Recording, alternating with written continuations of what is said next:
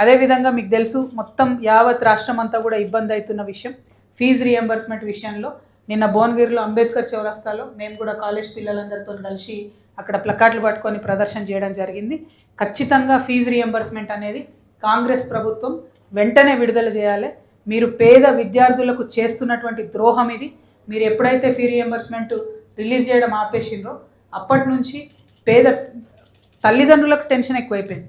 పిల్లల్ని స్కూళ్ళలో నిలబెట్టి అవమానిస్తున్నటువంటి సందర్భాలు ఎక్కువైపోయినాయి. అంటే ఇంకా కూడా తెలంగాణ రాష్ట్రంలో పేద విద్యార్థి ప్రైవేట్ దాంట్లో చదువుకోవాలంటే భయపడేటటువంటి పరిస్థితి ఉంది. ఖచ్చితంగా ఫీ రియంబర్స్మెంట్ తొందరగా చేయాలని చెప్పి గవర్నమెంట్ని డిమాండ్ చేస్తూ ఉన్నాం. మీ అందరి దృష్టిలో ఉండే ఉంటుంది. మళ్ళొక్కసారి మీ దృష్టికి నేను తీసుకొస్తున్నా. ఏమైనా ప్రాబ్లమా? ఏమైంది? It's okay.